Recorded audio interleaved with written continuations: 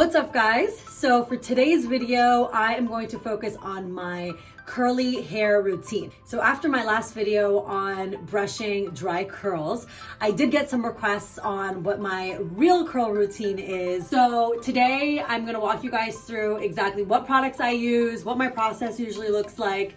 In this quarantine period, I know a lot of people are trying to stay away from heat. Hair dryers, hair straighteners, I for one am guilty of straightening my hair like way too often, but it's been really nice to just give my hair a break during this time. My curls are so happy with me. They are bouncing more than they ever have been before. So anyway, yeah, let's get started. I am fresh out of the shower. My hair is nice and wet. You want it to be wet. I always put a towel over my head, not just because it's really a cute look, honestly. I feel like this bitch back here. But because what it's doing right now is it's grabbing all the moisture. It's making it go from super just like wet and dripping. Oh God, that didn't sound great. Rule number one is to not be super rough with your hair because that's gonna create frizz automatically. Actually, a lot of the curl forming or curl styling process happens before we even get to this point. It starts right over there in the shower. This is something that I learned from two gorgeous twins that I went to high school with. I think it was like 9th grade. What they said to me was, the tanglier, the better. Obviously, you don't want your hair to turn into like a rat's nest or become super matted, which it will. But I would say that every 3 to 4 hair washing showers, I wash my body every day, contrary to what people think when I say I only wash my hair a few times a week. Guys, you can still wash your body and not get your hair wet. So many people I need to justify this to. Anyways, so the tanglier the better. The reason for this is because your curls are gonna like kind of latch onto each other instead of becoming separated and stringy when you brush it, and really nicely create that thicker, more defined curl. So in the shower, I didn't really brush my hair. Make sure that when you guys are in the shower, try not to put your hair directly under the super hot water. It's not good for your hair. It like strips it of a lot of the natural minerals. I have no idea. It strips it. It's not good for it. It kills it. Just don't do it. So at the end of my shower, kind of a pro tip is to turn on the cold water, run my entire head under the cold water. It will wake you the F up. What that does is it seals everything in, basically protects you from getting extra frizz. I don't know if that was like a correct explanation, but I know that it helps with frizz. Shout out to Ali Webb, CEO of Drybar, who taught me that. Not personally, we don't know each other yet. Ali, if you're watching, you are my hero. We could talk about that another time. So, cold water at the end of your shower. Don't brush it every single time you shower, ladies or gentlemen. Tangles are good, cold water is good.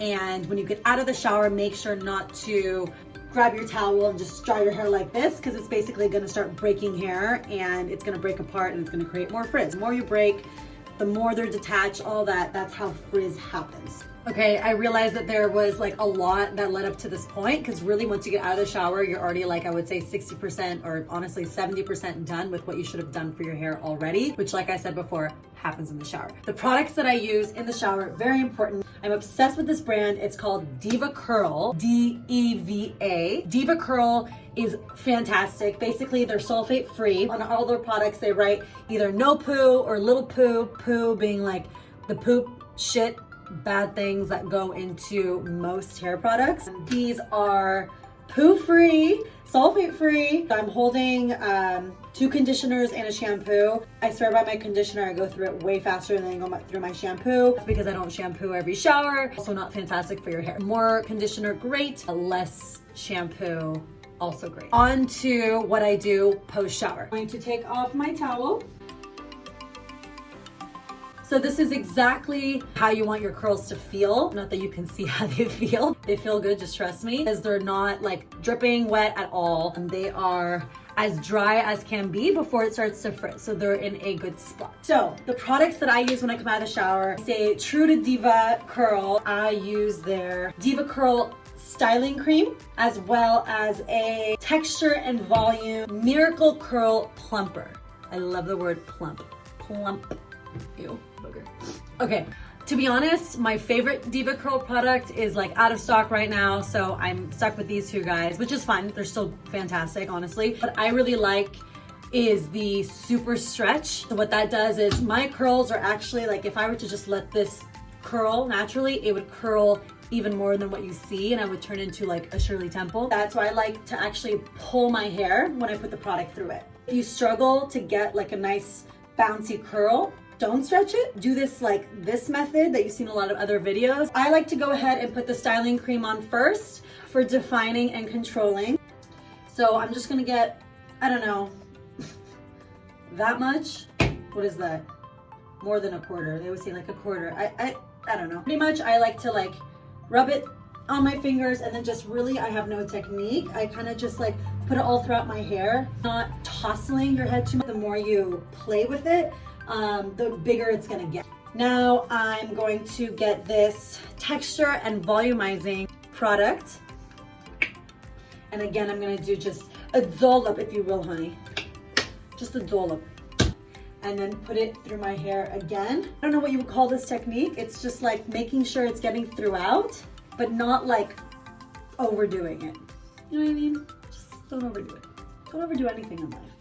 Sometimes I like to like pull them so that they don't curl so much, so it's a little bit more of like a softer wave. It's up to you. You can also do this technique where you, oh, come on, girl, come on.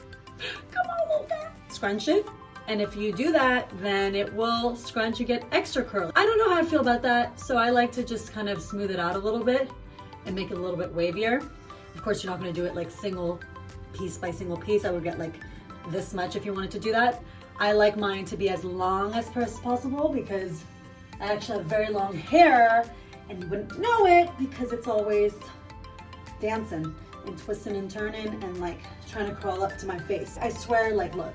If this is la boob, it comes down to like la rib cage. So pretty much that's it. Right now it's wet, so this is not the final look. But basically, I'm not gonna dry it. I'm not gonna do anything. If you have problems with like volume, go ahead and actually dry just the top of your head. You could dry it like this. Dry behind here, and then you're gonna get that nice volume. I don't really have a problem with volume. Not that that's always a good thing. I'm just gonna let this dry in the beautiful air. I'll come back and record, I guess, the final look to show you guys how my hair dries and what it looks like if you use these products. So thanks for tuning in. I hope this helped. Definitely leave any comments or questions and I can clarify on another video.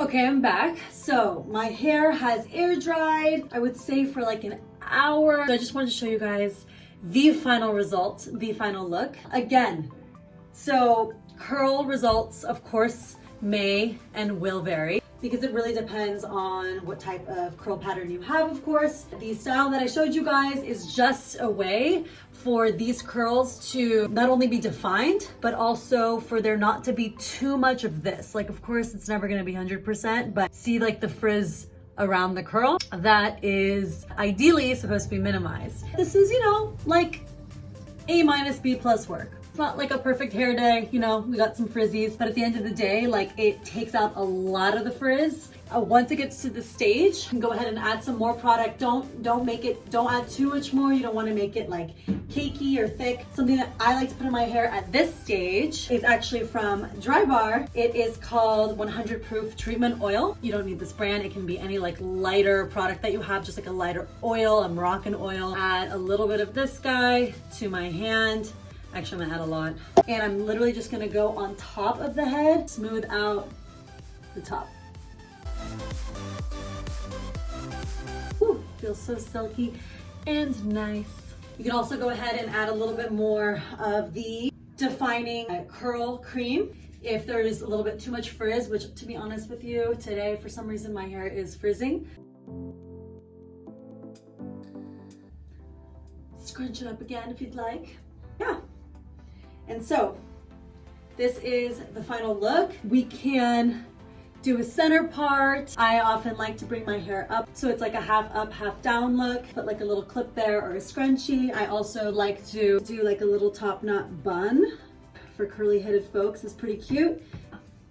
That's not the final look. I don't want that to be the final look. Once again, this is the heat-free, very simple, get out of the shower, quarantine curl look. I hope you enjoyed and we'll talk soon.